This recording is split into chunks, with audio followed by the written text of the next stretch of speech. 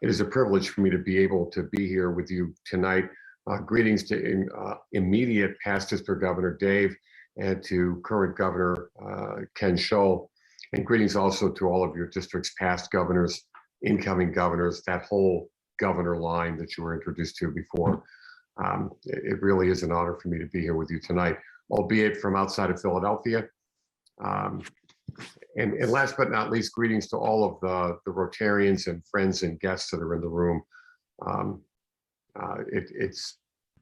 was hoping to be there with you in person, and up until just a few weeks ago, that was my plan. But unfortunately, that did not occur, and I'm here with you virtually, and hopefully that works out. And I can see a couple of heads. Raise your hand if you can see me and hear me. Oh, okay, now I can see a couple of, yay. Good job, Travis. You're like, yeah, if you were a cameraman on a news show, I'm not sure you'd be employed right now, but it's a beautiful ceiling of the ballroom that you're all in. And I wish I were there with you. Oh, there we go. Oh, look at this. Yeah, pan over to the right. Travis, pan over to the right. Let me see the room. Oh, there you go. Oh, look, there I am up on screen. Okay, this is all working out just fine. I wanted to thank you to all of you, to each of you, for all that you do for our organization. And I wanted to begin with some comments, and then we can open it up for some questions. I think there's going to be a mic, and somebody's going to relay any questions you might have to me. I love that sport coat. I'd like to know, that's a great color, that like pink or salmon, I guess it's called. I'm aware that I'm one of the few remaining things standing between you and what is described in your program in capital letters as the after party. And so I'll be respectful of your time and try not to hold you up from your after party. I'll be having my own little after party here, thinking of all of you. So the title of my comments in your program is From Surviving to Thriving. And so let's talk about that for a little bit, because what's clear to me, and hopefully it's clear to you, but maybe not, is that for the past 20 years, as an organization, we've been surviving, but we have not been thriving. And our membership for the past 20 years has been stagnant at right around 1.2 million members. I did see the membership numbers as of last week. This year, we have gained 17,000 new members in our organization since July 1. That's great. Excuse me. The problem is that while there is growth in many parts of the Rotary world, India being one, Africa being another, some parts of Europe, but not all, North America in particular has been on the decline for 15 years. And so I'm going to sound the alarm to you tonight, loud and clear, that if we can't figure out a way to get around that, 10 years from now, our organization will not be relevant in the US or in North America. Let that sink in for a minute. We will not be relevant 10 years from now as an organization in North America if we don't act now. So we've got two large challenges in our organization. If I were there and I were to ask you the question, what's our biggest external challenge? Somebody would say polio, and that would be the right answer. But I have good news for you. So far this year, in the environmental sampling at all 58 sites, and those 58 sites are sewage sites. Hate to talk to you about that right after your dinner. But in Pakistan, in the environmental sampling, at all 58 sites so far this year, we have showed no signs of the wild polio virus. That's huge. And also, so far this year, since January 1, there have only been 2 cases of polio in the world, one in Pakistan, one in Afghanistan. This time last year, we had over 100 new cases of polio in the world. So that's huge. And so all I'm going to suggest to you, because polio might be a topic in another part of your weekend here, but now is the time for us to rededicate ourselves to resolve and eradicate polio. And I thank you for all that you do in that effort. And it's especially relevant now with the current pandemic that we're in, excuse me, that we get polio off of our plate, because we've got other things we need to move on to in the world. So that's all I'm going to say about polio, but I just wanted to give you that good news in case you hadn't heard it. If I were there and I asked someone to suggest what our biggest internal challenge was, somebody would say membership, and they'd be correct. And especially, not only as a global organization, but here in North America, and especially in the US, it's our biggest challenge. And we're probably 5 years behind the curve of trying to get it right. We have, for over 2 years now, been promoting the Grow Rotary initiative. This started with past President Mark Maloney's year as our president of RI. And Grow Rotary, understand, Grow Rotary is not just about membership. It's about growing our public image. It's about growing our public awareness. It's about growing our membership for sure. And it's about growing the Rotary Foundation. It's all of those. And they all used to be silos. They all used to be separate circles on a whiteboard. And I'm going to tell you to connect them like the Olympic rings, because image, awareness, membership, and the foundation are all connected. And they all have a sweet spot where they meet. And that's what Grow Rotary is about. And that's where you come in, because you are our best advocates, our best ambassadors for our organization in a non-Rotary world, for people who aren't a part of our organization. So you can be a part of this Grow Rotary initiative, even if you don't bring in a new member, even if you don't start a new club. More about that in a minute. I would encourage you, each of you, if you haven't been this week or ever, to go to the Brand Center at Rotary.org. Go to the Learning and Development Center at Rotary.org. And it's much more robust now, and it's getting better all the time. We still have improvements to make on our website, but a lot are there already. And there are so many tools and so many resources for you as a Rotarian, for your club, for your district, at the Brand Center and at the Learning and Development Center at Rotary.org, to help us with our image, to help us with our understanding, to promote our organization in the world outside of Rotary. The pandemic for the past 15 to 18 months has certainly been hard on all of us, and maybe on each of you. I've lost friends to COVID. Maybe you have also. But there has been a silver lining, and that is virtual connectivity. It's the way that I'm speaking to you tonight. It's the silver lining for our organization from this pandemic, because I'm going to tell you, we wouldn't have gotten here for 5 years on our own, maybe never.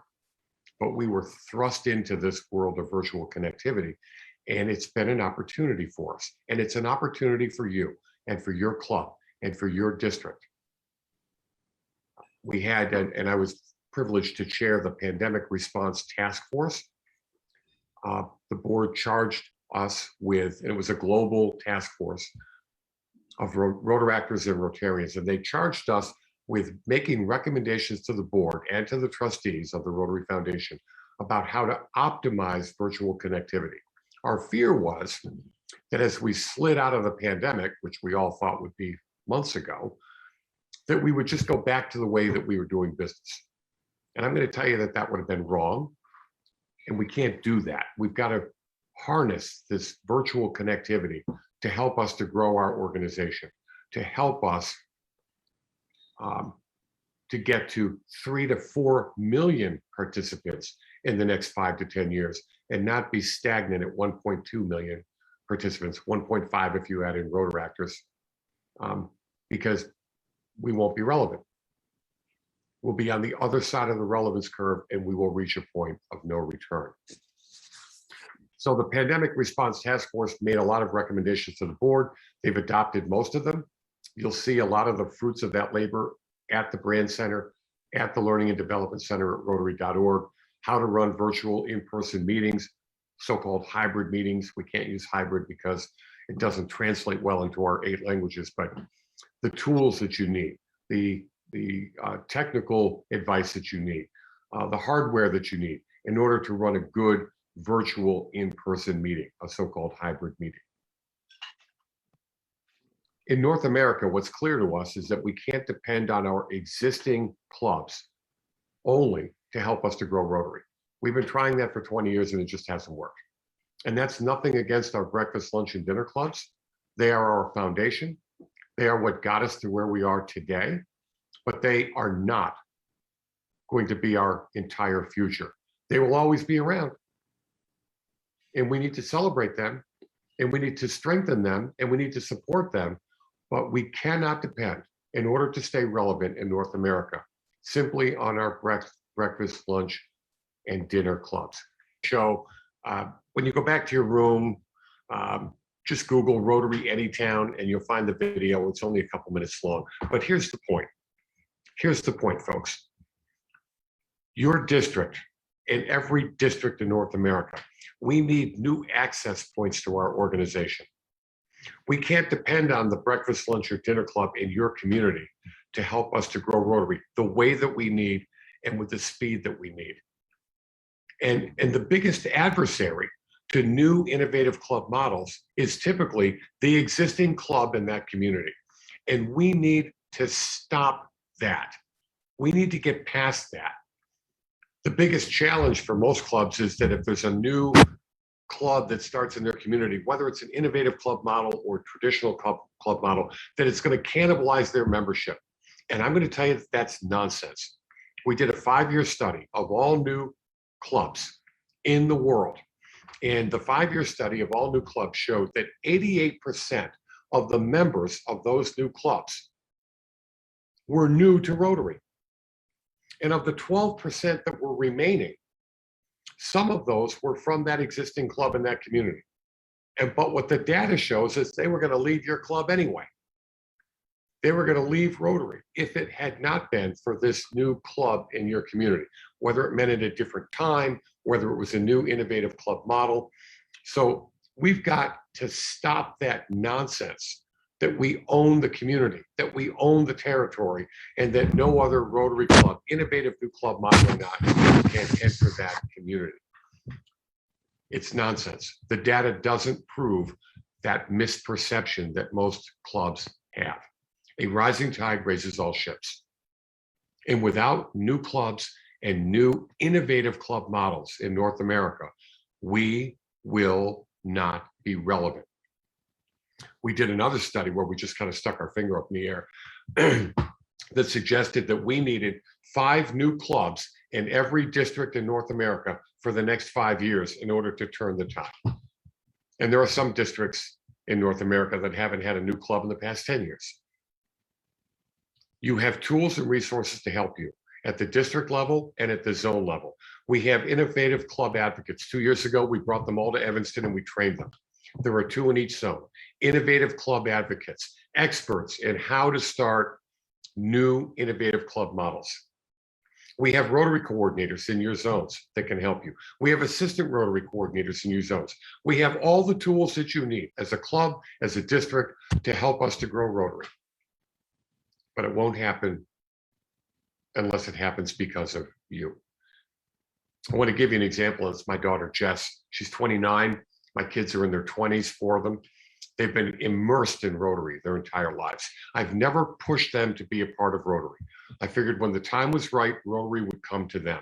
And about 2 months ago, my daughter, Jess, called. She wanted to come over and spend some time on the deck and have a little Daddy Jess time. And in the middle of the conversation, she said to me, "Daddy, I want to be a Rotarian." Now, I'm going to tell you, I almost fell off the deck. It's lucky I survived that conversation. But what she also said was, "I don't know how, because I can't be a part of your lunch club, and I can't be a part of a dinner club, and I can't be a part of a breakfast club." What I knew in my district was that we were starting one of the new innovative models, a cause-based club, and it was an eco club. And her entire 10-year professional career has been around the environment. And I called the district governor on the phone right there from the deck, put him on speakerphone, asked him if he was getting ready to charter this new club. He was. I said, "I think I have a new member for you." He said, "Who?" I said, "It's my daughter." I won't tell you the words he said next. He was shocked. And my daughter this month is going to be a charter member of that new Rotary Club. The governor's going to give me the privilege of pinning her with her Rotary pin. It's a new innovative club model. It's a shoe size that fits her foot. We need more shoe sizes. We need to fit more feet. There are tens of thousands of people like my daughter Jess who want to be a part of us, who share our core values, and they don't have a way to access us. We have to find them where they are. We need to provide them those access points. We are at an inflection point, folks. The time is now. Sound the alarm. We are on the downward side of the relevance curve in North America. Surviving or thriving, it's a choice. And it's your choice. And you can use RI's action plan, the 4 pillars of our action plan. Impact, reach, engagement, and adapt. Take a look at it at Rotary.org. Become familiar with our new vision statement. Become familiar with the 4 pillars of our action plan. Everything you do ought to fit into one of those pillars: reach, impact, engagement, or adaptability. Read more about it at Rotary.org. Educate yourselves and infuse and integrate those 4 priorities into all that you do at your club and at the district. Don't forget about Rotaractors. We've elevated them. We're trying now to operationalize that. But in this country, probably and possibly in your district, we need more community-based Rotaract clubs.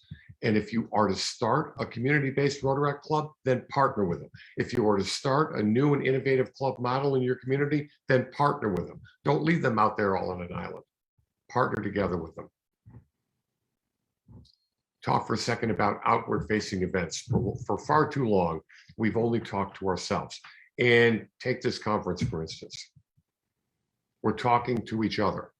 We need to be more outward-facing. Your club needs to be more outward-facing. You need to be talking more to your community. You need to be more visible to your community. We need to just stop talking to ourselves. We need to be showing up where the members, the next generation of Rotarians is. And I'm telling you, it's not on DAC-DB. And it's even probably not on your club's website or your district's website. They're on We Go Do and Meetup and Meet In and Group Space and Instagram. I mean, I've always been a step behind. By the time I got good at doing email, my kids were already off email. They were on text messages. And I got good at text messages and they're off that. Now they're on Instagram. And I'm just getting pretty good at Instagram and they'll be off on something else. We need to show up where the next generation of Rotarians are. I'll give you a quick example. In a club in my own district, they called me for advice. They were having trouble. They had a tremendous speaker around the topic of peace, and they were promoting it through the typical Rotary channels, and they weren't getting any support. They weren't getting anyone to show up. And I said, go on Meetup. Put it on Meetup. And they put it on Meetup, and they had about 25 people respond, most, if not all, non-Rotarians, who came to this event around peace and then also got to learn a little bit about Rotary. Show up where they are because they're not even looking where we are. Next year in Houston at the convention, and my goodness, hopefully it's going to be an in-person event, not a virtual event. But we're going to test that. We're going to do a day prior to the convention that we're going to open up our convention to the community. We're going to invite families in, and we're going to have one day before the Houston event where we're going to talk to an outward-facing audience. We're going to penetrate that market with TV spots, radio spots, print advertising, and we're going to do pre and post studies, and we're going to see if that penetration of that market causes an increase in awareness and an increase in understanding of our organization. And then we're going to roll out a new access point. And it's exciting, and it's a pilot. You know that as you sit there right now, you are a member of your club. It is your club who is a member of Rotary International. Rotary International is that association of all the Rotary clubs in the world. This new pilot will allow someone to be a part of Rotary International without being part of a club. It'll be a direct access into Rotary International. It will not be a second-tier Rotarian. We will learn how to give it a value proposition. We will operationalize it. We will monetize it. We're going to pilot it, because what I believe is that there are millions of people around the world who are like you, service-minded, who are like you. They would embrace the four-way test. They would embrace service above self, and they will never have a way to access us.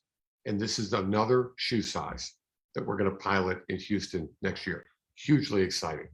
I think it's the way that we're going to get to 3 to 4 to 5 million participants in the next 10 years and not be stuck.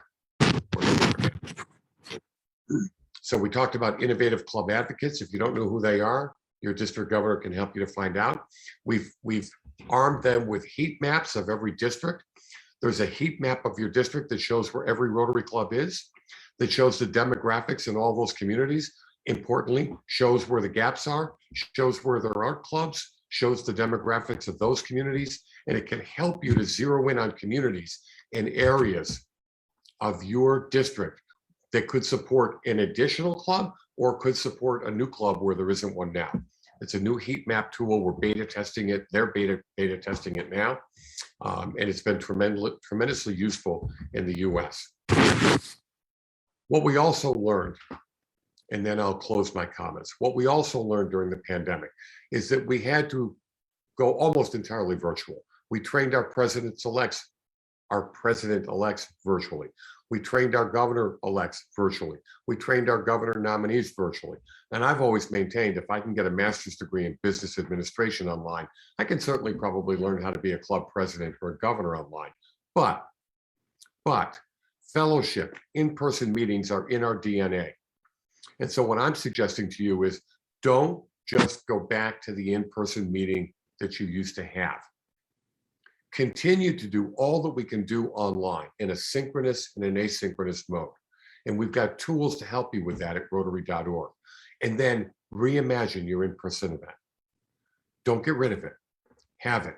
Make it bigger. Make it bolder. Reimagine what you do in person and take all the things that you can do online out of it and have a better in-person event. Oh, by the way, maybe make it outward facing also. Maybe include the community in that event. Maybe it be multi-purpose. So what's my call to action? And we haven't talked about it, and that's a whole other session, the Shaping Rotary's Future Committee. I've had the privilege of being an advisor to that committee for 2.5 years. We're relooking at the hierarchy, the governance, and the structure of our organization, which was developed in the 1950s. Things have changed a little since then. Our governance and our hierarchy has not. And we're looking at piloting a new model of governance and hierarchy that streamlines the organization, allows more direct support to participants, whoever they are, Rotarians, Rotaractors, our new global participant model. And so you'll be hearing more about the work of the Shaping Rotary's Future. We've done focus groups, we're about to go to pilot soon, and you'll be hearing more about that. We need to streamline our organization. So what's my call to action to you? Number one, take a look at your club. If your club hasn't been through the club health check, take your club through the club health check. If your club hasn't done a satisfaction survey, do a satisfaction survey. Make decisions about your club that are data driven. Don't guess about what your members want or your prospective members want. Ask them what they want and then deliver it to them. Find out what the problem is to solve. And if you think your club is immune to that, if you think your club is just fine, thank you very much, give me a call. David will share my cell phone with you and we'll talk. Watch the Anytown video. Maybe you saw, I guess you might have seen parts of it, but watch the Anytown video and show it to your club and determine how to start an innovative club model or a conventional traditional club model in your community and then partner with them. And then finally, start or strengthen a community-based Rotaract club in your community and then partner with them. A rising tide raises all ships. Let's get rid of all the silos. Let's all work together because this is a problem we need to solve. We need to be relevant in the decades to come. Because today, as you sit here, in Asheville, as I sit here in Philadelphia, there are millions and millions of children and families that are right now standing at the edge of all of the light that they know. And they are staring out into the darkness. And for many of them, you are their last avenue of help. You are their last avenue of hope. And if you haven't noticed, there are more problems in the world than ever. And yet our membership stays the same. We need more hands on deck in order to do the good work that we do. We need to shine a light into that darkness for those children and those families who are less advantaged to us than us. And they might be 10 miles away from you right now, or they might be 5,000 miles away from you right now, but they're there and they're waiting for you. We need more hands on deck. Thriving or surviving, it's your choice. And we can do this. And there are plenty of tools and resources out there to help. Personally, I joined Rotary because I thought I wanted to help change the world. The fact is that Rotary changed me. And that's the value proposition for all of us. We get to do all of this good stuff. And yet, in the end, what Rotary really does is it changes us. Surviving or thriving. Size no longer fits all. And it's up to you. Thank you again for all you do. And with whatever remaining time we have, I'm happy to answer any questions that you might have. Thank you for your attention. Appreciate it.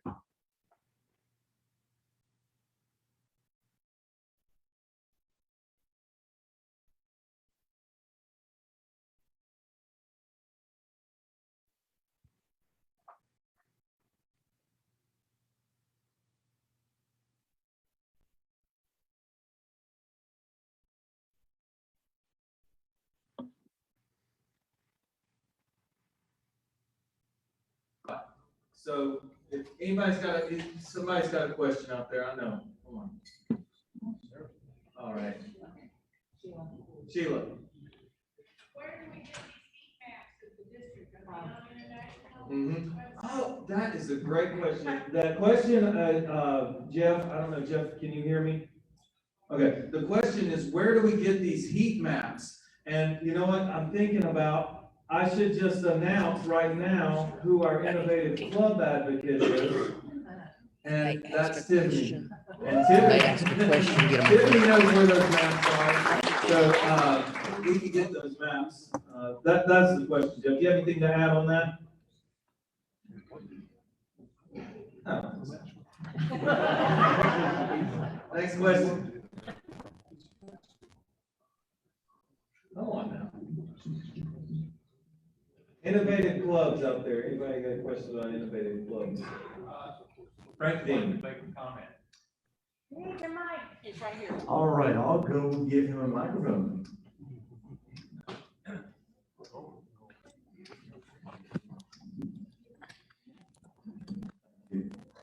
This past year's government, one that has been for years. What you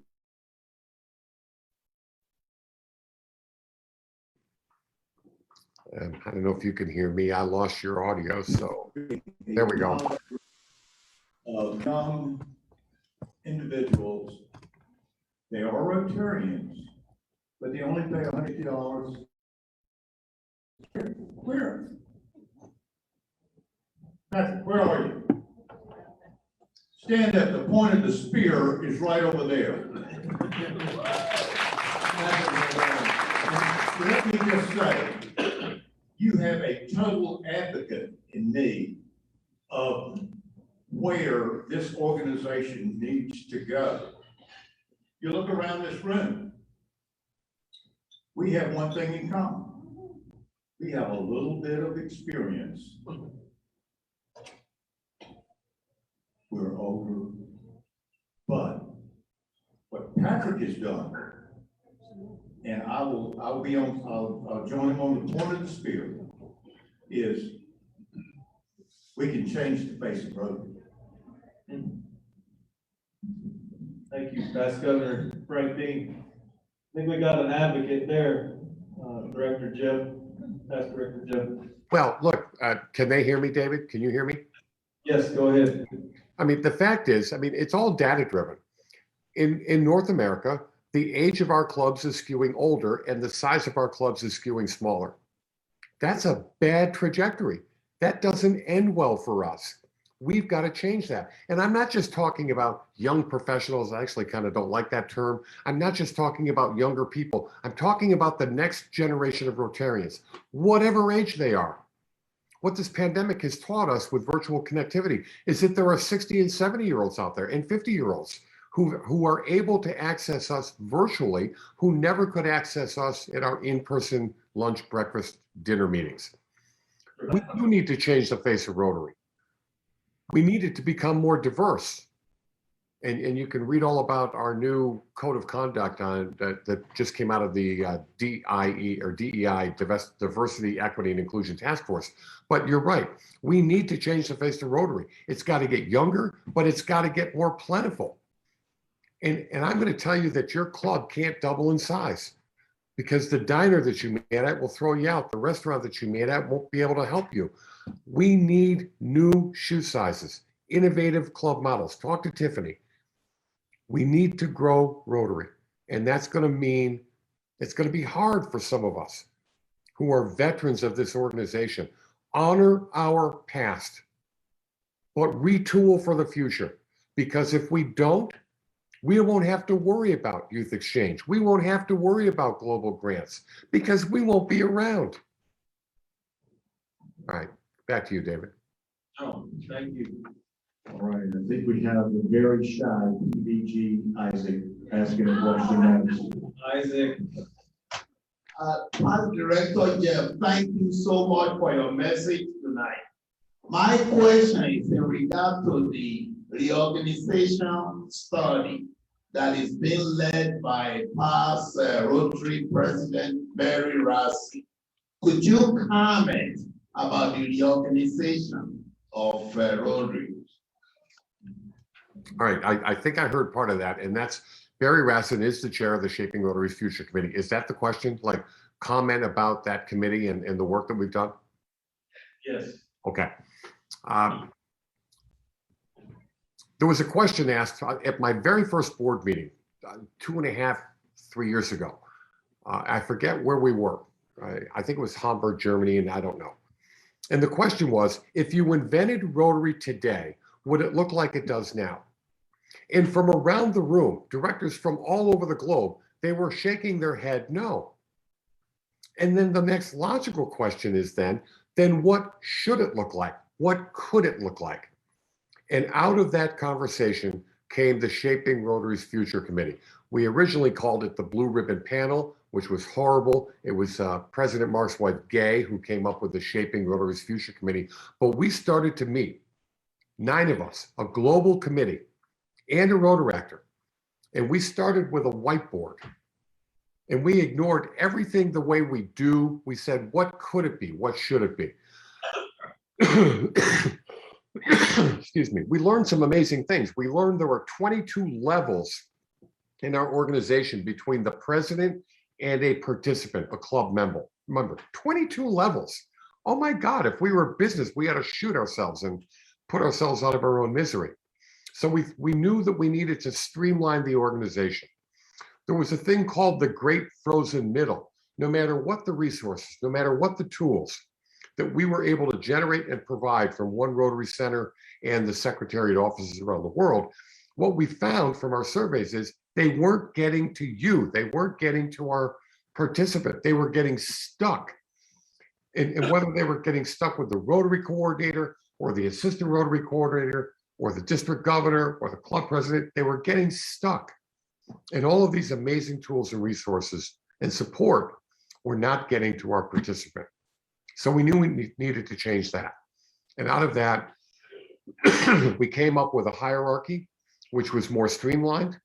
We believe it will be more effective. We believe it will be more efficient. We believe it will actually be more cost effective. And you're going to learn more about it soon. It's going to restructure because the hierarchy that we live with right now was developed in the 1950s and it hasn't changed. And back then, if I wanted to talk to you, if I wanted to communicate with you, I had to send you a letter and wait 3 days for you to get it and 3 days for you to respond. Communication has changed a little bit since then, don't you think? Yes. So we needed to have a better way to run the organization from its hierarchy, from its structure. And that's what we worked on.